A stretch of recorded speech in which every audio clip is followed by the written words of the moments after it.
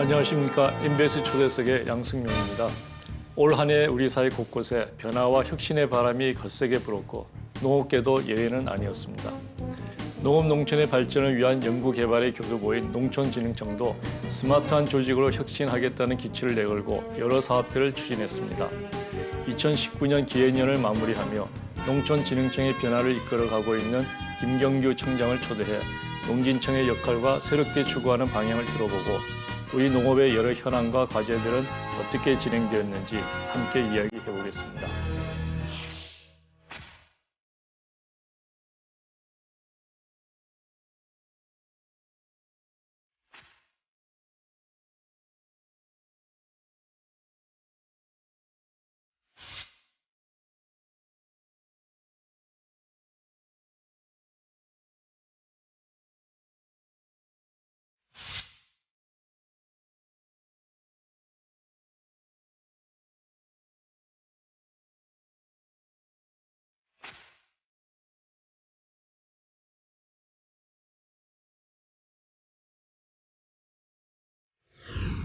예, 오늘 스튜디오에는 농촌진흥청 김경규 청장님 자리해 주셨습니다. 예, 나와주셔서 감사합니다. 예, 교수님 오랜만에 뵙습니다. 예. 자, 우리 청장님 그 농촌진흥청장으로 취임하신 지 1년이 돼가지 않습니까? 2019년도 우리 농업 농촌 앞에 놓인 그 과제들이 굉장히 많이 있습니다. 따라서 아마 굉장히 어깨가 무거우셨을 것 같은데 지난 1년의 소회를 우선 소개를 해주시죠. 그 농업은 과학이라는 생각을 저희들이 가지고 있고요. 예. 과학 발전과 기술 발전에 대해서 특히 우리 농업이 굉장히 빠르게 변화하고 있습니다. 최근에는 농업생명기술과 더불어서 정보통신이 함께 융합하면서 새로운 농업이 태동을 하고 있고 이미 그런 현상이 여러 곳에서 나타나고 있습니다. 이것은 우리나라뿐만 아니라 전 세계에서 빠르게 일어나고 있고요. 이런 데서 뒤처지면 안 되기 때문에 저희들이 새로운 농업을 위한 준비를 많이 하고 있고 올 한해는 그런 준비를 했던 해라고 생각을 합니다. 그렇지만 현장은 또 전혀 다릅니다. 우리의 농업 현장은 그것과는 상당히 동떨어져 있고요. 그래서 그것과 더불어서 현장에서 필요로 하는 농업인들이 실제 도움이 되는 그런 그 과제들 이런 것을 발굴해서 해결하고 보급하는 데 애를 쓰고 있습니다. 농진청은 다양한 업무를 하는 이제 연구도 하고 보급도 하고 하는 이런 업무를 하는 중앙행정기관인데요. 일반 시청자들은 다소 낯설 수 있겠습니다. 예. 진흥청에 대해서 좀 소개를 해주시죠. 예, 굉장히 오래된 기관입니다. 1962년도에 설립이 돼 있는데요. 기본적으로 농업 관련 기술을 연구하고 개발해서 농업인들한테 보급하는 역할을 합니다. 시대에 따라서 우선순위가 굉장히 달라지고 있고요. 60년대, 70년대에는 식량 생산을 하기 위한 소위 통일별을 개발하고 이를 보급하는 녹색 혁명을 이루어왔고요. 예. 80년대, 90년대에는 예를 들면 대한민국 국민들께서 소비자들께서 한겨울에도 신선한 과채류를 드실 수 있게 소위 비닐하우스라고 하는 백색 혁명을 이뤘고 이런 여러 가지를 하고 있고요. 최근에는 앞서 말씀드렸듯이 새로운 농업 생명 관련 기술과 정보 기술이 융합한 소위 스마트팜이라든지 디지털 농업에 저희들이 역점을 두고 있습니다. 이런 거 외에도 농업인들께서는 좀 생소합니다만은 그 해외에 우리나라가 가지고 있는 아주 앞선 기술을 보급하고 전파하는 그런 일도 함께 하고 있습니다. 그렇군요. 예. 예. 그런 농촌진흥청의 조직 규모나 인원 뭐를 잠깐 소개를 해주시죠. 예, 저희 청이 앞서 말씀드린 기본적으로 정부 기관이고요. 그 청의 직원이 한 1,800명 되는데 다양한 역할을 하죠. 그 중에서 실제로 연구를 하고 기술을 개발하는 인력이 한 1,200분 정도 됩니다. 그 대한민국을 포함해 세계 어디에 내놔도 규모라든지 그 연구원들의 그 능력이나 이런 것은 떨어지지 않고요. 그 외의 분들은 이 개발한 것을 보급하고 행정적으로 지원을 해주고 또 아까 말씀드렸던 국제적인 업무 이런 업무를 하는데 함께 하고 있습니다. 그런 중요한 농촌진흥청을 이끄는 이제 수장으로서 어떤 그 비전이나 또는 뭐 그 철학이나 이런 것이 있을까요? 예, 농업은 과학이고 기술이고요.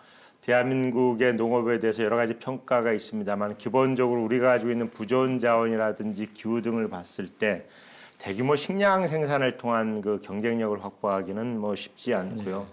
하지만 기술을 통한 기술 농업은 저희들이 세계에서 상당한 높은 수준에 있고, 그를 통해서 우리 농업인들께서는 소득을 높일 수도 있고 국민들께서는 상당히 품질 좋은 농산물을 드실 수 있는 그런 것이 저희들이 궁극적으로 가지고 있는 거고요. 하지만 이제 농업이라는 것이 굉장히 바뀌고 있거든요. 뭐 교수님 잘 아시겠습니다만은 생명과학 기술과 IT가 결합을 해가지고 새로운 형태로 나타나고 있기 때문에, 그런 새로운 형태에 나타나는 농업을 저희들이 빨리 받아들이고 개발해서 그 소득의 기회, 발전의 기회를 늘리는 것이 필요한데, 한 가지 예를 들면은 과거에 예를 들면 이제 누에는 양잠 목적이었는데 입는 누에라고 했는데, 지금은 예를 들면 먹는 누에를 지나서 의학용 소재로 개발이 되고 있습니다. 그렇군요. 예를 들면 누에에 관한 여러 가지 소재를 이용해서 의료용의 그 실이라든지 여러 가지 의료용 기자재를 만드는 데까지 쓰이고 있고, 이것은 누에뿐만 아니라 각종의 그 생물에서 다 일어나고 있습니다. 청장님께서는 이제 취임 이후 농진청을 고객 중심의 스마트한 조직으로 혁신하겠다 이런 말씀하셨는데, 그게 어떤 내용인지 좀 설명을 부탁드리겠습니다. 어느 조직이나 마찬가지입니다만 특히 공무원 조직이 조금 안정을 추구하고 좀 이렇게 변화를 그렇게 꼭 반기지는 않는 조직인 것 같습니다. 그 누군가 말씀하셨지, 하지만 공직자로서 기본적인 것은 좀 열정을 갖고 책임감과 균형 감각이 필요하다고 보고 있고요. 그래서 우선 제가 1년 동안 우리 조직 구성원들에게 세계 최고의 농업 연구기관이 됐으면 좋겠고, 그게 불가능한 게 아니다. 우리가 이미 꼭지 분야에서 그러한 연구 개발을 해왔고 그러한 성과가 누적이 돼 있다. 그래서 우리가 보다 자부심과 긍지를 가지고 우리 농업인들이 앞으로 필요한 먹거리를 만들어낼 수 있는 그러한 기술 개발에 앞서자 해서 우선은 조직 자체도 좀 바꿀 필요가 있습니다. 그래서 말씀드렸듯이 한 가지 예를 말씀드리면, 매주 이제 한 번씩 조회를 하는데 처음에는 가면은 뒤에 앉아보신 중간 간부들한테 꼭 시켜야 얘기를 해요. 6개월 지나면서부터는 오늘 얘기된 거에 하실 얘기 있으면 꼭 두세 번이 나와서 이제 얘기를 합니다. 근데 하나의 작은 변화지만 우리 공무원들, 공직자들이 보다 적극적이고 차별지향적으로 되는 그런 것을 좀 해왔다는 생각이 들고요. 그건 뭐 조직 내부적인 겁니다만, 그래도 중요한 것은 우리의 농업인들께서 필요로 하는 기술 이런 것을 개발하는 건데요. 그 사소한 것들이지만 저희들이 놓치지 않으려고 애를 쓰고 있습니다. 그리고 특히 그 실험실에서 나온 것이 현장에서 맞고 보급이 될 수 있도록 최근에 한 가지 기술을 말씀을 드리면, 이제 기후 변화가 굉장히 빠르게 되다 보니까 비가 많이 오고 적게 오고 그렇습니다. 또 한 가지는 현재의 논에 벼만 심을 수 없지 않습니까? 콩도 심어야 되고 다른 여러 가지 작물을 심는데 기존의 시스템으로는 불가능하기 때문에 저희들이 새로운 방식으로 땅을 파지 않고 그 땅 속에 45cm 이내에 배수관도 묻고 관수관도 묻습니다. 무굴착으로. 그런 기술이 있습니다. 트랙터만 끌고 가면 묻힙니다. 그런 걸 통해 가지고 얼마나 성과가 나타나는지, 예를 들면 콩이 50% 더 증수가 된다든지, 그리고 이것을 좀 더 가격을 낮추는 방법은 무엇인가, 이런 그 농업 현장에서 일어나는 여러 가지 그 문제들을 파악하고 현장 중심으로 해결하려고 애를 쓰고 있습니다. 그렇군요. 그래서 지난 1년 동안의 변화 방향에 대해서 어떻게 평가를 하시는지, 만족하시는 걸? 점수를 누가 매기라고 얘기를 하더라고요. 그래서 80점대 초반 정도는 줄 수 있을 것 같고요. 그것보다도 내년에는 그럼 몇 점을 받을 것이냐 관련해서 저희들이 85점은 넘겨야겠다라는 취지에서 좀 준비를 하고 있습니다. 농진청의 지금 그 고객 중심의 스마트한 조직 이렇게 말씀하시는, 그 농진청이 보는 고객은 누구입니까? 1차적으로 농업인이십니다. 뭐 전통적인 농업이기도 하지만은 저희들의 기술을 가장 수요처가 농업인이시고 현재 가면 농업인들께서 생생하게 필요한 말씀들을 하십니다. 물론 저희들의 1차 고객에는 농업인 외에도 전문가라든지 학계 이런 분들도 많이 있고, 특히 농업과 관련돼서 2차적인 산업을 하시는 분들 또는 농업에 필요한 농기자재를 공급하시는 분들, 대개 이제 업체가 됩니다만 그분들도 저희들이 고객입니다만, 1차 고객은 농업인이고, 농업인이 가장 필요로 하는 것은 현재 농업인 개인이 재배하고 키우는 작물이나 가축을 얼마나 더 효과적으로 잘 키우고 재배할 수 있냐가 가장 1차적이고요. 조금 더 들어가면은 특히 이제 상황이 바뀌고 기후 변화에 따라서 이분들이 작목 전환이나 이런 걸 많이 하십니다. 그 여건을 분석해서 가장 최적의 작목이나 가축을 선택하게 해드리는 일. 그 외에도 뭐 많이 있습니다. 농업인과 관련해서 이제 가장 많이 나타나는 것이 최근에 기후 변화 관련해서 이제 질병, 예. 저희들이 예측하지 못했던 병해충들이 생각보다 많이 옵니다. 예. 그러한 것들을 어떻게 빨리 신속하게 그리고 효과적으로 통제하느냐 이런 수요가 제일 많이 있습니다. 최근에 우리 농업은 국민을 행복하게 하는, 국민을 위한 농업 이런 방향으로 지금 이제 방향 전환을 하고 있는데, 진흥청에서 그 일반 국민 또 소비자를 지향하는 그런 기술 개발은 뭐 어떤 것들이 있을까요? 예, 우선 가장 저희들이 금년 한 해 동안 했던 것 중에 하나가 농약의 안전성을 확보하는 거거든요. 예. 소위 저희들이 그 뭐 PLS라는 예. 영어를 씁니다만 그 농약에 관한 인식과 패러다임이 바뀌어야 되는 거죠. 농업인들한테는 쉽지 않은 과제입니다만은 예. 그 농업인 입장에서 보면 당장은 불편하고 농약마다 사야 되기 때문에 조금 비용도 많이 듭니다. 그렇지만 국가 전체적으로는 전체적으로 농약의 사용량이 상당히 줄어들고 있고요. 예. 또 환경의 부담이 줄어드는 건 당연하고 예. 특히 소비자들께서 우리 농산물의 안전성에 대한 평가가 훨씬 좋아지는 듯합니다. 예. 그렇다면 이제 처음에 그것을 목적으로 하진 않았습니다만은 수입 또는 외국산에 비해서 우리의 농산물에 대한 안전성이 훨씬 확보될 수 있는 건데요. 그래서 이것은 뭐 농업인한테 해가 되고 소비자한테 득이 된다기보다는 전체 국가 차원에서 필요한 일이기 때문에 했고요. 그런 측면에서 국민이나 소비자 입장에서는 농산물의 안전성을 확보하는 게 가장 중요하고요. 예. 그 다음에 농업이 과거에 단순한 먹거리를 생산하는 농업에서 최근에는 치유 농업이라는 그 새로운 테마를 저희들이 가지고 있습니다. 예. 금년도에도 안타깝게 아직 법이 제정이 안 되고 있습니다. 국회에 있는데요. 저희들이 뭐 조만간 제정이 될 거라고 봅니다. 농업이라는 활동, 특히 원예 활동이라든지 그다음에 반려동물을 통해 가지고 그 젊은 친구들 또는 스트레스가 많은 직업에 종사하시는 예를 들면 소방관 같은 분들이 예. 굉장히 많은 치료 효과를 보는 걸로 저희들이 보고 있고요. 우리는 아직 이게 이제 처음 출발 수준인데 조금 앞선 나라들의 경우에는 이것을 의료보험화해서 일종의 질병 치유 방법으로 이미 공식화시켜서 우리는 아직 그 단계까지는 아닙니다만 어쨌든 간에 치유농업이라는 제도를 만들고 치유농업을 할 수 있는 농장들이 지역 단위로 많이 나타나서 뭐 농업인들이 그런 업무에 새로 종사하는 것도 필요할 뿐만 아니라 그런 활동을 통해서 국민 소비자들께서 보다 행복한 삶을 영위할 수 있도록 저희들이 그런 제도를 만들어가고 있습니다. 예, 1차적으로는 농진청의 고객이 농민이지만 그러나 최근에는 일반 국민 소비자를 직접 겨냥한 그런 다양한 기술 개발에 힘을 쓰신다 이런 말씀이시네요.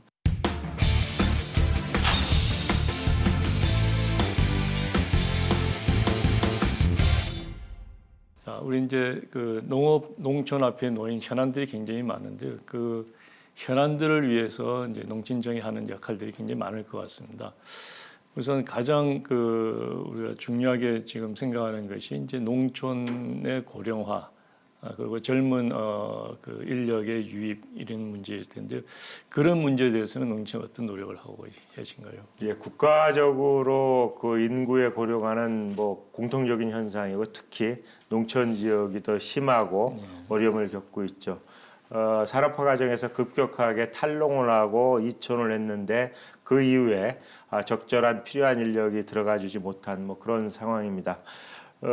앞으로 어떻게 될 것이냐 관련해서 저희 생각은 그렇습니다. 농업 자체에 필요한 인력을 확보하는 데는 큰 어려움이 없을 수도 있다. 왜냐하면은 농업이라는 것이 과거에 노동 중심으로 하는 어려운 것에서 벗어나서 굉장히 과학적이고 기술을 바탕으로 일어나고 특히 최근에 젊은 친구들이 많이 들어가고 있습니다.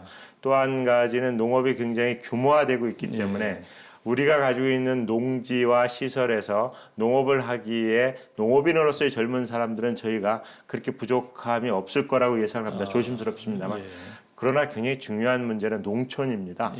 그 대한민국 전체로 봤을 때 이미 여러 지역에서 그 인구가 급속히 줄어들고 소멸 위험에 있는 지역들이 많이 나오는데 대부분 농촌입니다. 지역 사회가 그렇습니다. 그래서 그 지역에 농업은 안 하시더라도 지역에 들어가서 사실 수 있는 다양한 직업과 활동 영역을 만들어주는 것이 굉장히 필요하고요. 그건 뭐 진흥청의 영역을 벗어나긴 합니다만 저희들은 관련해서 지역 단위의 농업을 하면서 그 지역에서 지역 특화 산업을 통해서 단지 농업이 아니더라도 여러 가지 부가가치적인 산업이 영위될 수 있는 그래서 소득을 올릴 수 있는 그런 일자리를 만들기 위해서 애를 쓰고 있습니다. 예를 들면 그 지역 단위의 특화 작물, 논산 같은 경우는 딸기, 뭐 어디는 어디, 뭐 이런 식으로 해서 단순히 생산하는 것뿐만 아니라 그 지역에서 그 가공이 되고 부가가치를 높일 수 있는 그런 일에 저희들이 일단 역점을 두고 있습니다. 예, 그렇군요.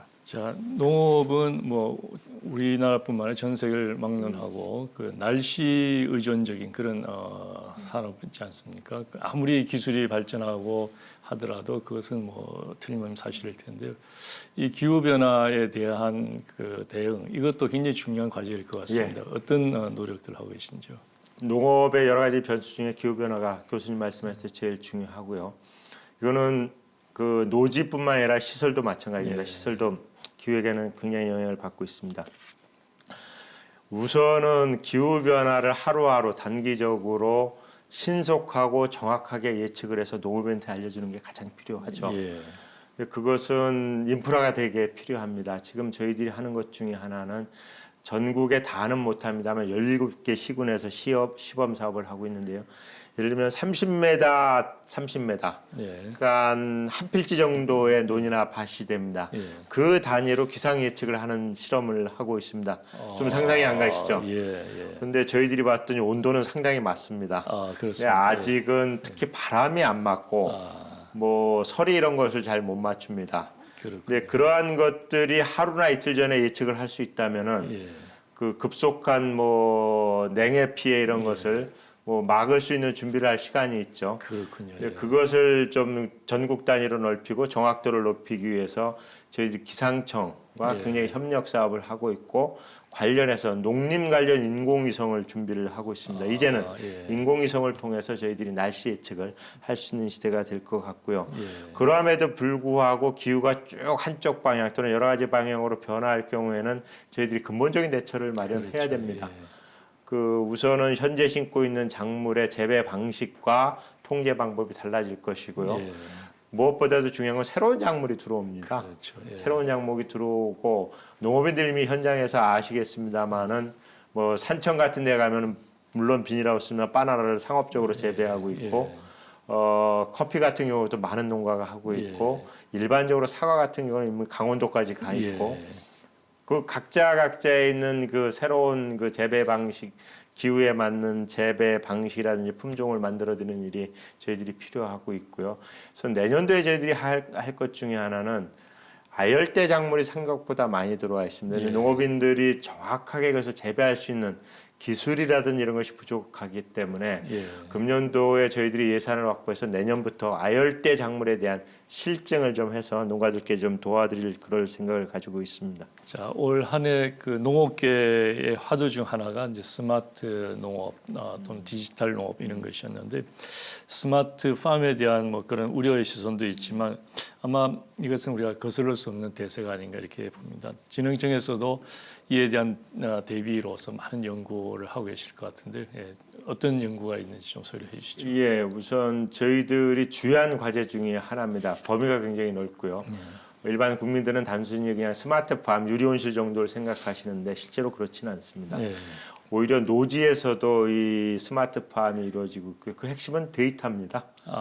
그 지금은 이제 우리가 가지고 있는 생물학, 과거의 생물학과 이 데이터를 축적을 해서 한 미래 예측, 그것이 이제 맞아떨어져 가지고 새로운 형태의 이제 스마트 농업 방식이 나오는데요. 단계가 좀 필요할 듯합니다. 현재까지 저희들이 주로 치중한 것은 농업인들이 현장에서 농사질 때 어떤 편의성을 좀 높여드릴까. 급한 일로 시장에 갔는데 유리온실에 농장 창문을 좀 닫아야 될 필요가 있고 축사에 뭘 좀 할 필요가 있고 그럴 경우에 원격 조정을 한다든지 이미 좀 일반화됐습니다만은 그리고 자동화를 통해서 노동력을 줄여드리는 이런 편의성과 표준화에 현재까지 쭉 해오고 있고요. 그건 계속 될 겁니다. 더불어서 저희들이 중첩해서 하는 것 중에 그럼 어떻게 생산성을 올릴 것이냐. 이것이 말씀드렸듯이 데이터 농업입니다. 그래서 지금 저희들이 좀 시간은 걸려도 하나하나 하는 것 중에 하나가 어제 이제 그런 행사가 있었는데 토마토에 관해서 동일한 토마토에 관해서 전국에 그 토마토 농사를 짓는 굉장히 많은 수, 뭐 50명, 100명의 농가를 찾아다니면서 저기 정확하게 동일한 방식으로 생육 데이터를 다 취합을 합니다. 예. 그리고 그 농장의 환경을 측정을 예. 하고 그래서 최적의 소위 함수를 만들어냅니다. 예. 그래서 그 함수를 가지고 농사를 저희들이 실험을 해봤더니 기존의 평균보다 한 거의 2배 가까이 더 이루어집니다. 예. 그렇게 앞서가는 농가들은 굉장히 좋은 거죠. 예. 이 이제 스마트 농업을 하면은 일부 언론에서 얘기를 합니다만 모든 농업인들이 앉아서 다 편하게 동일하게 농사를 짓는다고 생각하는데 그렇지 않습니다. 예. 거기에도 우리의 가치 판단과 의사결정이 들어가고 거기서도 경쟁이 생길 겁니다. 예. 그럼 이걸 왜 하느냐? 다른 나라도 다 안 하면 저희들도 뭐 할 수 있지만 결국은 개방된 시장 경제에서 소위 뭐 네덜란드라든지 농업의 선진국인 미국 같은 나라들이 예. 쭉 가고 그것이 저희들이 우리의 농업에 바로 영향을 미치기 때문에 같이 경쟁을 해 나가서 생산성을 올리고 그를 통해서 소비자들 또는 국민들에게 보다 품질 좋은 농산물을 좀 저렴하게 제공하는 그런 경쟁이 계속 이루어지고 있습니다. 자, 스마트 농업을 우리 농업에 무리 없이 적용하는 것 이것도 이제 큰 과제일 텐데요. 실제로 그 현장에 확산 보급한 그런 사례들이 있으면 좀 소개를 해주시죠. 예, 굉장히 많죠. 예. 이미 상당한 농가들이 정도의 차이는 있지만 이미 다 스마트 방식으로 농사를 짓고 계십니다. 예. 굳이 한두 가지 말씀을 드리면 저희들 청이 이제 전북에 있는데요. 저도 가봤습니다. 익산에 이제 토마토 계속 말씀을 드리면은 당신이 몇 년간 축적된 데이터를 잘 분석을 하고 저희들이 분석 도구를 활용해 가지고 생육 단계별로 그 재배 방식을 조금 바뀌어 드렸더니 두 가지 큰 현상이 나타나는데 우선은 생산량이 굉장히 늡니다. 한 60% 늘고 예. 두 번째 중요한 것은 들어가는 투입재 비용이 한 30% 절감이 됩니다. 그렇군요. 이 앞서서 생산량이 많고 좋아지는 것도 중요하지만 이 작물이라는 것이 기본적으로 생물 아닙니까? 예. 아무리 많이 줘도 필요 없는 것은 별로 의미가 그렇죠. 없거든요. 예. 그래서 정확하게 그 투입 비용을 줄이는 것이 저희는 오히려 그쪽에도 굉장히 관심을 가지고 있고요. 대개 이제 스마트 농업 하시면 원예를 생산하는데 축산도 이미 시설 농업에서 상당히 가 있습니다. 예. 양동 같은 경우는 크게 두 가지입니다. 그 사료를 얼마나 잘 주느냐, 개체 특성에 따라 또 한 가지는 환경 관리를 얼마나 잘해 주느냐. 그래서 이미 뭐 단순한 소, 돼지 몇 마리를 키우는 것이 아니고 공학적으로 이미 접근하기 때문에 그러한 지능 형태의 양돈 농장을 통해 가지고 질병을 감축시키고 그를 통해서 생산량 또는 생산성이 높아지는 사례는 무궁무진하게 저희들이 나타나고 있습니다. 예. 그런 다양한 이제 신기술을 개발을 하는 데 있어서 이제 필요한 원천 기술들이 있을 것 같은데요. 예. 지능청이 아마 다른 이제 일반 연구기관, 일반 산업의 연구소에서 하기 어려운 그런 원천 기술 개발 확보에 이제 특히 그 지능청 해야 될 역할일 것으로 알고 있습니다. 어떤 것에 좀 관심을 가지고 진행을 하고 있습니까? 국가기관으로서 이제 기업체들이 하지 않는 연구를 해서 이렇게 기술 이전을 하는 그게 저희들이 주요한 역할 중에 하나입니다. 저희들이 최근에 이제 사례를 말씀드리면 이제 미생물에 관한 연구를 저희들이 집중적으로 하고 있습니다. 눈에 보이지 않는 것이잖아요. 미생물이 이제 유용한 것도 있고 병원성도 있는데 병원성의 대표적인 것이 지금 과수화상병입니다. 금년도에 저희들을 굉장히 힘들게 했습니다. 아직도 우리뿐만 아니라 전 세계적으로 정확한 방제 방법이 나와 있지 않은데 문제는 피해가 굉장히 큽니다. 금년도에 충주와 제천 지역에서 과수화상병을 통해서 사과 농가들이 굉장히 많이 폐업을 할 수밖에 없는 상황인데 이게 결국은 박테리아라는 세균입니다. 이 세균을 연구를 하는데 눈에 보이지 않고요. 민간은 안 할 겁니다. 시간이 걸리더라도 이 세균을 제어하고 통제하는 방법을 연구하는 게 이제 대표적으로 병원성 미생물 사례가 되겠고요. 유용한 미생물은 뭐 국민들 다 아십니다만 소위 발효에 필요한 그 여러 가지 효소들 아울러서 저희들이 최근에 하고 있는 것 중에 하나 이겁니다. 현장에 가시면은 그 플라스틱 특히 그 폐비닐 농촌에 굉장히 문제가 되고 있죠. 특히 그것이 제대로 수거가 안 되면은 이제 쪼개져 가지고 소위 미세 플라스틱이 돼 가지고 궁극적으로 이제 바다까지 가서 여러 가지 생태에 영향을 미치는데요. 굉장히 어려운 과제입니다. 저희들이 이것을 그 소위 그 분해 방법을 좀 미생물을 통해서 해보려고 합니다.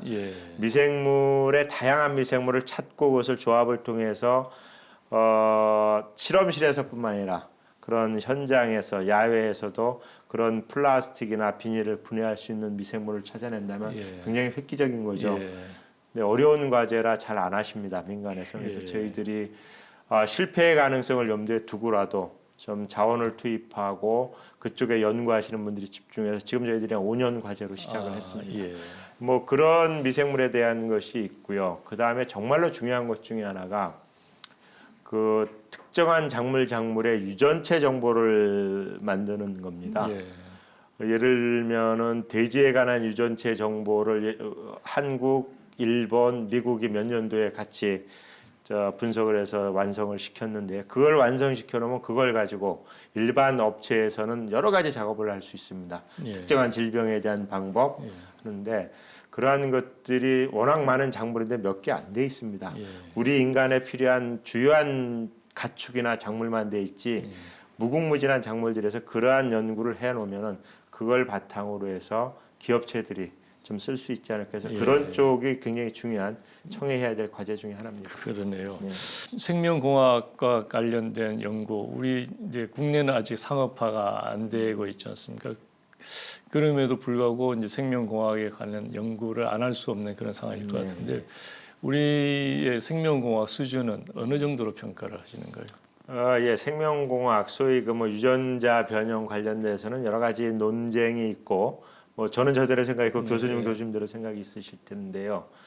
그 기술 수준은 안타깝게도 이렇게 세계 탑 수준은 못 됩니다. 왜 그러냐면은 그걸 실용화를 통한 피드백이 이루어지지 못하기 때문입니다. 그래서 우리의 그 말씀하신 생명공학 중에서도 뭐 여러 가지 분야가 있습니다만 지금 말씀드린 유전자와 관련된 부분은 연구 수준에 좀 현재 머물고 미래를 대비해서 이렇게 하고 있고요. 생명공학의 범위가 굉장히 넓습니다. 이제 일반인들 입장에서는 지금 말씀드린 유전자 변형과 관련해서만 생각하는데 그 부분에서는 저희들이 좀 떨어져 있다는 부분을 말씀드리고 그 외의 분야에서는 다양한 분야에서 저희들이 새로운 연구를 많이 하고 있습니다.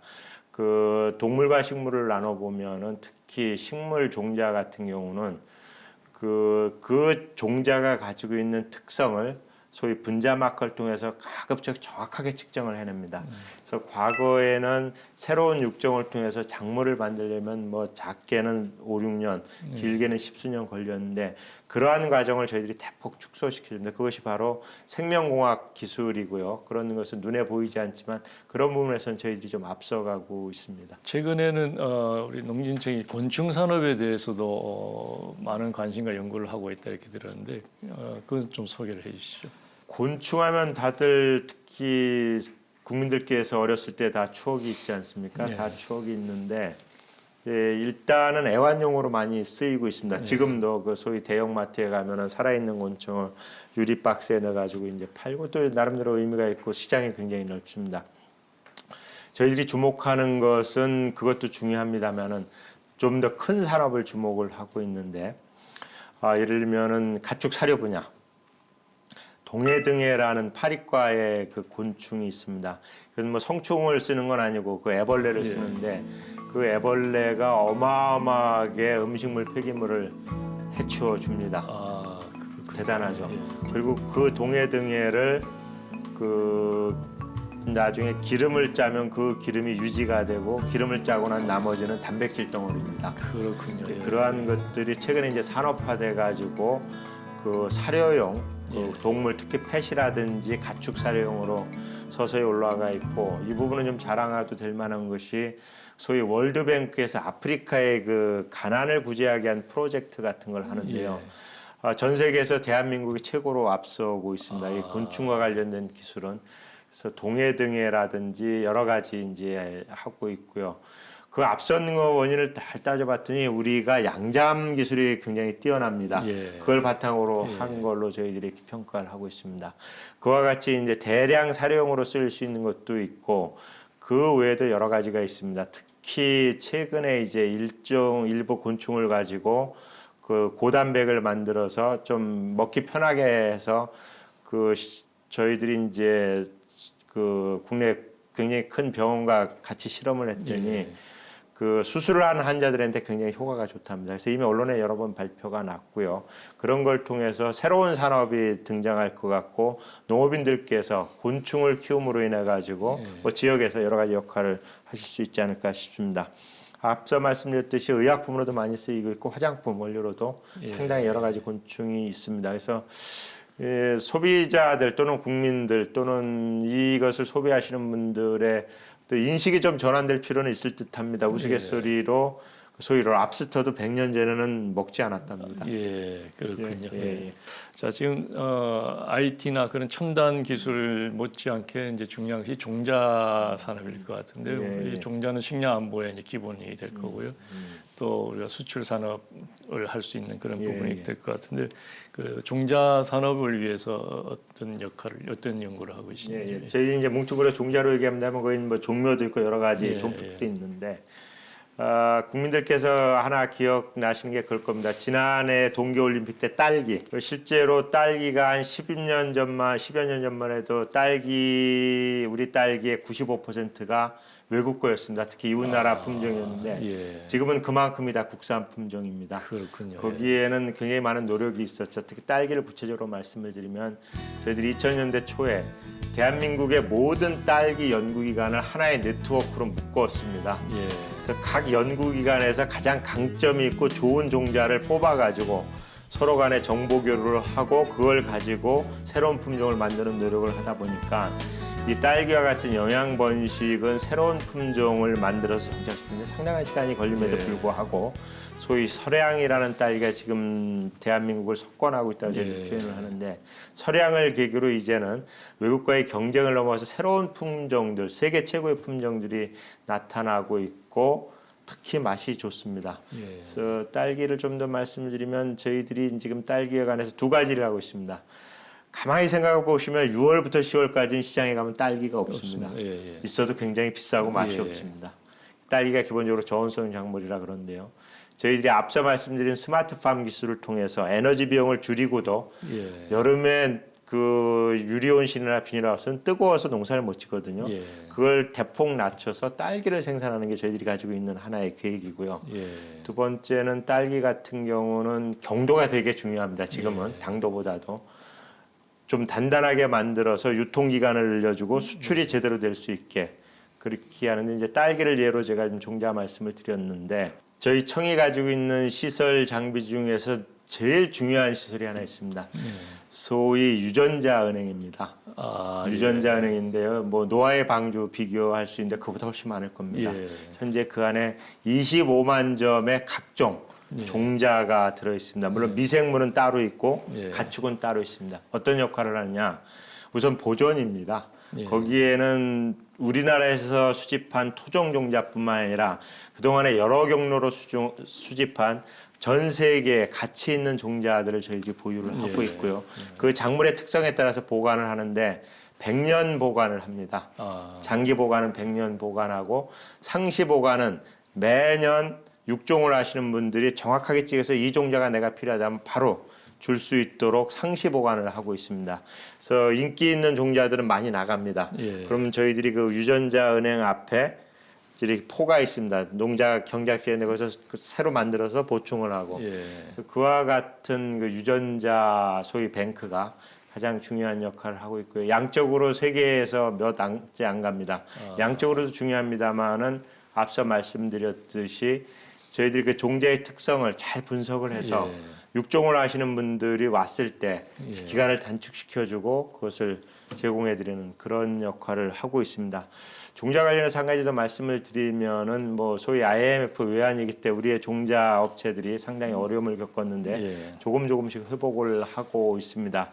특히 저희들이 그 민간 업체들이 함께 종자를 키우고 정보를 교류할 수 있도록 김제 지역에 민간 육종 단지를 하나 만들어 놨습니다. 그래서 채소 종자 위주로 나름대로 성과를 보고 있고 거기 업체들께서 채소 종자를 만들어서 해외 수출하는 그런 이제 성과가 조금씩 나타나고 있습니다. 그것들이 기술 개발에 머무른 것이 아니라 이제 실제 현장 농민들한테도 이전이 되고 또 그를 통해서 로얄티도 많이 절감이 될 것 같은데 실제로 그런 그 종자 개발을 통해서 뭐 어느 정도 우리 경제적인 도움이 됐다 그런 통계가 혹시 있는가요? 품목마다 다 다른데 하나 사례를 말씀을 드리면은 그 우리로 얘기하면 호접란이 있지 않습니까? 호접란이 그 색깔이 굉장히 다양하고 굉장히 화려하죠.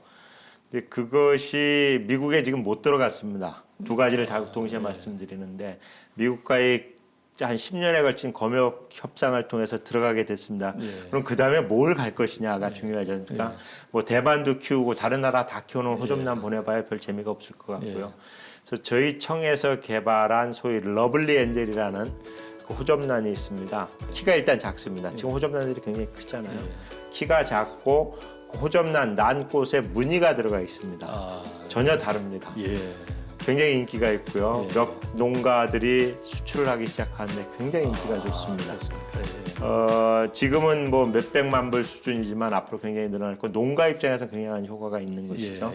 그럼에도 불구하고 꼭 말씀드리고 싶은 것은 우리의 종자 산업, 종자 발전은 아직 가야 될 길이 많습니다. 특히 우리나라가 농업 연구를 한 지가 뭐 50년, 60년 됐습니다만 의거에 보면 굉장히 얕고요. 특히 이웃 나라에 비하면 굉장히 갈 길이 많습니다. 한 가지 예를 들면 아직도 우리나라에서 짓고 있는 벼 품종의 약 10%가 우리 게 아닙니다. 이거는 뭐 약간의 자존심 문제도 있을 수 있고요. 근데 이제 문제는 그 품종이 결코 우수하지 않습니다. 적어도 객관적으로 말씀을 드리면 다만 소비자들께서 10년, 20년 동안 그 품종에 익숙해져 오신 겁니다.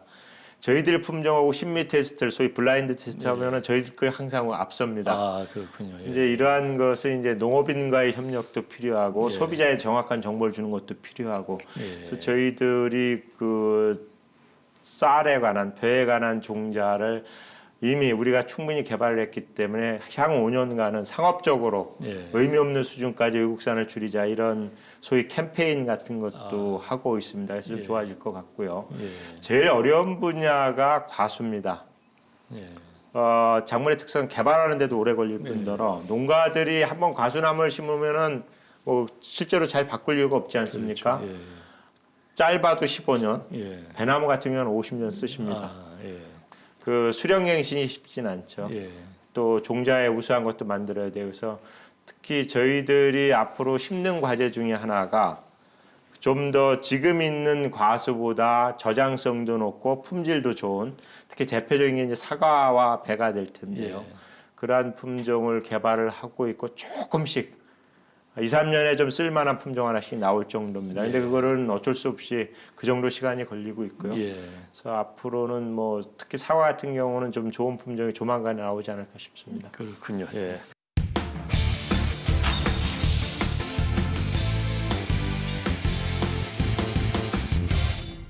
자, 이제 먹거리에 관한 관심이 높아지면서 이 도시 소비자들도 이제 농업에 대한 그 관심과 이해가 굉장히 많은데요. 최근에 이제 PLS라고 하는 제도가 이제 그 우리 일반 그 생산자들한테는 굉장히 좀 고통스러울 수 있어도 이제 소비자를 위한 그런 정책이었는데 이제 그 시행된 이제 첫 해지 않습니까? 어떻게 잘 정착이 되고 있는가요? 저희들이 걱정을 많이 했습니다. 걱정의 첫 번째는 농업인들께서 지키고 싶어도 못 지킬 정도로 그 병해충이 제대로 통제가 안 되는 상황을 첫째 걱정을 했고요. 두 번째는 어쨌든 지켰는데 소위 그 안전성 조사를 해봤더니 그 소위 합격되는 비율이 굉장히 낮아졌더라. 이제 그런 측면에서 여러 가지 걱정을 했습니다. 이제 첫 번째 같은 경우는 아직도 농업인들이 좀 불편이 있습니다만은 농업인들이 작목에 필요한 농약을 정확하게 그 시장에서 공급해 주는 것이거든요. 그러기 위해서는 이제 그 등록이라는 절차가 필요하고 등록을 하기 위해서는 실험이 필요합니다. 그래서 저희들이 준비 기간이 좀 짧았습니다만은 농업인들이 필요로 하는 농약을 가급적 등록을 했고 불가항력적으로 등록이 불가능한 것은 가장 기본적인 테스트만 하고 일단 잠정으로 등록을 해서 많은 부분에서 농업인들의 애로를 해소했는데 몇 가지 불편 사항이 아직도 있으십니다.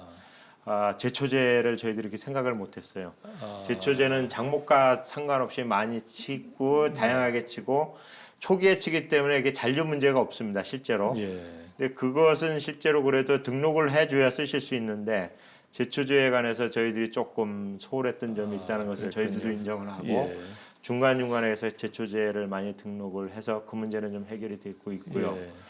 그 다음에 집중적으로 나오는 농약들이 있습니다. 예. 뭐 프로사이미돈이라든지 이런 농약들이 있었는데 대체제가 분명히 있는데 농업인들이 생각하기에 약효도 떨어지고 가격이 비쌉니다. 예. 그런 문제는 앞으로 계속 해결해야 될 과제이고요. 다행인 것은 저희들이 우려했는데 지난해나 지지난해에 비해서 금년도에 그 잔류 허용 물질을 검사를 했더니 위반되는 그 비율이 크게 높지는 않습니다. 오히려 조금 떨어졌습니다. 예. 그래서 나름대로 정착을 하고 있다 판단을 하고 있고요. 예. 좀 몇 가지 제도 보완을 할 겁니다. 예를 들면 드론을 통해 가지고 항공 방지를 했는데 나는 의도하지 않는데 내 논이나 내 밭에 들어왔을 때 예. 분쟁 절차를 어떻게 할 것이냐 예. 등등. 그리고 새로운 작목이라든지 새로운 농약이 개발됐을 때 얼마나 빨리 등록을 해주느냐. 또 한 가지는 국제적으로 어떻게 조화를 이루어질 것이냐. 예. 가급적 국제 기준과 맞춰줘야 우리가 수입을 할 때도 그렇고 수출을 할 때도 그렇고 그걸 맞춰 나갈 수 있기 때문에 이러한 과제들을 좀 가지고 가야 될 것이고요. 어쨌든 금년 첫 해안에 그 농업인들이 쉽지 않았습니다만 잘 적응해 주시고 호응해 주신 데서 감사드리고 나름대로 정착해 가고 있다고 판단하고 있습니다. 자, 연말 연시에 우리 농업인들도 이제 한 해를 정리하고 그 2020년 내년을 이제 준비를 하고 있을 텐데 진흥청에서도 아마 그런 준비가 있을 것으로 압니다. 어떤 준비를 하시는가요? 예, 그 뭐 새로운 건 아닙니다만은 어쨌든 간에 농업에 있어서 농산물에 대해 있어서 시장 개방이 계속 심화되고 있고요. 기후 변화 말씀드렸고 고령화 나왔고 이런 것보다 더 큰 것이 기술적으로 소위 4차 산업혁명을 바탕으로 한 새로운 농업 이런 거 아닐까 싶습니다. 그래서 변화와 도전 아닙니까? 도전에 잘 대응하고 변화를 이루어서 새로운 것을 만들어내야 되는데요. 이 변화라는 것이 항상 차이를 만들어내지 않습니까? 그 변화에 앞서서 위험을 감수하면서 하시는 농가들, 농업인들께서는 새로운 격차를 가지고 앞서 가시는 것이고 그렇지 못한 부분은 또 애로사항을 겪고 있고 그러한 과정에서 저희들이 개별 농업인들이 못하는 것을 보여드리고 연구하고 애로사항을 해결해주는 개념적으로는 그렇습니다. 그래서 저희들 내년도에는 뭐 충분하지는 않지만 나름대로 의미 있는 예산을 확보를 해서 어떻게 하든지 농생명 기술과 정보 기술이 결합한 소위 정밀 농업, 스마트 농업에 필요한 기술들을 앞서서 개발해서 농가에 보급해 줄 것이냐가 첫 번째고요. 그 두 번째는 정보 기술은 뭐 저희들이 하는 거 아닙니다. 그 농업 생명 기술은 끊임없이 발전하기 때문에 우리가 가지고 있는 유전 자원이라는 걸 분석을 해서 누구나 쓸 수 있는 농업 생명 기술을 계속해서 기초 과학을 하는 것이 필요하고요. 굉장히 중요한 농업인들과 함께 중요한 것은 기후변화, 환경, 그리고 안전의 문제, 특히 대통령께서 최근에 이제 농정의 틀을 전환하면서 사람과 환경 말씀을 하셨는데 아무리 강조해도 지나치지 않죠. 특히 환경에 관한 문제. 그래서 농업 활동을 하면서 나타날 수 있는 부정적인 환경의 영향을 최소화시키는 뭐 농약을 덜 사용한다든지 뭐 이런 게 대표적인 게 되겠죠. 토양의 그 보존을 한다든지 그런 것에 역점을 줄 것이고요. 방법론적으로는 역시 현장 중심으로 가야 될 듯합니다. 그래서 저희들의 1차 고객 가장 중요한 고객인 농업인들의 시선에서 문제를 보고 발굴하고 그 해결책을 찾아나가는 그런 일에 역점을 두겠습니다. 예, 진흥청이 그 내년에 준비하고 계시는 많은 사업들이 있는데 혹시 뭐 개인적으로 이렇게 관심이 있는 그런 사업이 있을까요? 예, 한 가지 꼭 말씀드리고 싶은 게 있습니다. 그 저희들 쿨링하우스라고 이름을 줬는데요. 그 말 그대로 차가운 집입니다. 또 한겨울에는 거기가 따뜻합니다. 여름에는 거기가 시원합니다. 이렇게 시작을 했는데 그 지금 우리가 가지고 있는 가장 큰 문제 중에 하나가 항상 기후 변화와 연관되는데요. 여름이 더 더워지고 예. 길어집니다. 그렇죠. 예. 그 농업인들께서 굉장히 많은 비용을 투자해서 유리온실을 짓거나 아니면 단순한 비닐하우스를 지어놨는데 실제로 6, 7, 8월 농사를 짓기가 거의 힘듭니다. 예. 농사를 지려면 이제 냉방을 시켜줘야 되는데 그 냉방비가 만만치 그렇죠. 않죠. 예. 예. 이 문제를 어떻게 해결할까 되게 고민을 해오고 있었는데 청에서 개발한 건 아닙니다. 저희들이 전국을 다니면서 봤더니 광주에서 한 농가가 이것을 해결하는 방법을 가지고 농사를 짓고 계시더라고요. 예. 핵심은 그겁니다. 첫째, 이 농장의 특징은 높이입니다. 예. 단순히 농장이 큰 게 아니라 비닐하우스가 굉장히 높습니다. 예. 그 상식을 깬 것부터 출발하는데요. 그 천장이 높으면 에너지 비용이 냉방비, 난방비 많이 들지 않습니까? 예. 그렇죠. 그 상식을 깨는 어떻게 깼냐? 공기를 차갑게 하는 에어컨 방식이 아니라 기화열 방식으로 바꿔버렸습니다. 완전히 통째로. 예. 기화열 방식을 통해서 물 분자를 가급적 쪼개서 예. 그 1020 마이크로메타 정도로 쪼개서 물 분자를 공중에 흐트려 놓으면은 그 물 분자가 끓여주는 기화열을 거구나. 통해 기화 방식을 통해서 그 주에 있는 열을 뺏어가지고 하늘로 올라갑니다. 아, 그렇군요. 그러려 보니까 공간이 필요해요. 예. 그래서 기존에 공기를 직접 하는 것은 굉장히 짧아야 되는데 낮아야 되는 게 굉장히 높아가지고 저희들이 그 유리온실이 비닐하우스입니다. 예. 유리온실은 비닐하우스가 16m 높이입니다. 예. 아파트 5층, 6층인데 아, 예. 지금도 저희들이 최적의 높이를 찾아가고 있습니다. 가급적이면 낮은 높이가 좋지 않습니까? 예, 예, 비용이라든지 예, 예. 안전성. 그런 방식을 하나 연구하고 그러면 어떤 효과가 있냐? 여름에 에너지 비용이 굉장히 적게 6, 7, 8, 9 저희들 금년도에 처음 실험을 했는데 30도 유지했습니다. 아, 일반 온실에서 30도를 유지하기 위해서는 어마어마한 그렇죠. 에너지 예, 비용이 예. 들고 일반 온실에서 아무런 조치도 안 하면 45도 그냥 넘어가거든요. 대부분의 작물들도 30도 넘어가면 생육을 일으키죠. 저희들이 금년도에 장미하고 딸기를 해봤습니다. 두 작물이 그 고온에 굉장히 민감한 분들인데 지금 실증하고 있는데 작황이 굉장히 괜찮았습니다. 거기 대통령께서 지난주에 다녀가신 거고 아, 그렇군요. 저희들이 조심스럽게 자랑을 좀 했습니다. 아직 실증 단계라는 점을 말씀을 드리고요. 두 번째 특징은 그 한겨울에 그 16m를 온도를 유지하는 건 오히려 꽉 반대로 예. 불가능합니다. 예. 그래서 보온 커튼을 중간에 칩니다. 아, 예. 기계적인 장치를 통해서 보온 커튼을 치면은 그 보온 커튼 재료는 이미 다 나와 있는 예. 거고요. 하나의 아이디어죠. 예. 저녁에 20도를 설치해 보온 커튼을 치면은 보온 효과가 얼마나 뛰어나면 아침에 18도까지밖에 안 떨어집니다. 예. 이제 그를 통해서 하고 있고요. 거기 특이한 것은 저희들이 아주 그 단순한 과학을 하나 쓰고 있는데 장미에 대해서 밤에 나트륨등을 켜줍니다. 예. 그리고 저희들이 온도를 17도를 유지해 줍니다. 예. 일반적으로 장미는 생육을 위해서는 밤에 한 20도 이상 유지를 해줘야 된답니다. 저희들 17도를 유지하는데 똑같은 생육 효과가 있는데 그 원리는 광합성을 시켜줍니다. 그러니까 온도가 낮은 상태에서 운동을 하기 때문에 생육은 촉진되고 에너지 비용은 굉장히 떨어지고 그렇군요. 예. 특히 저희들이 나트륨 등을 쓰는 결정적인 이유는 한겨울 밤에는 전기가 대한민국 전체적으로 남습니다. 그래서 한전에도 좋은 일을 저희들이 하고 있는데요. 예. 그래서 이제 그런 단순하지만 그 농업인들이 굉장히 필요한 예. 꼭지꼭지를 빨리빨리 전파시키는 것들을 저희들이 할 일이고요. 예. 조금 더 말씀을 드리면은 저희들이 이 농업을 이제 수출을 해야 되지 않습니까? 예. 그래서 이것을 그 아랍에미레이트 사막이죠. 거기하고 협력을 해서 내년에 한번 해보려고 합니다. 예. 우리보다 열악한 환경입니다. 온도가 더 올라가고 우리가 기화열 방식으로 하면 물이 필요한데 그 물이 부족하거든요. 예. 또 한 가지 모래바람 문제가 있는데 어쨌든 이것을 좀 해결하는 과제를 가지고 저희들이 연구를 하고 있는데 한번 좀 지켜볼 필요가 있지 않나 싶습니다. 예. 예. 그렇군요. 과연 그 청장님께서 관심을 가질 만한 그런 뭐 아이디어에 과학을 입혀서 새로운 기술로 예, 만드는 뭐 그렇습니다. 그런 것이 예. 잘 이루어졌으면 좋겠네요. 예. 2019년 이제 며칠 남지 않았습니다. 힘들지만 내년에도 농업 농촌을 지켜나갈 농업인들 그리고 우리 MBS 시청자분들께 한 말씀 부탁드리겠습니다. 항상 이맘때가 되면 이제 말씀을 드리죠. 다사다난한 한 해가 가고 새해가 옵니다. 그리고 항상 우리가 희망을 좀 가질 필요가 있고 실제로 그 의미가 있지 않습니까? 농업인들 올 한 해 농사 짓고 또 여러 가지 특히 금년도에 어려웠거든요. 뭐 태풍도 여러 차례 왔고 애쓰셨다는 말씀 드리고요.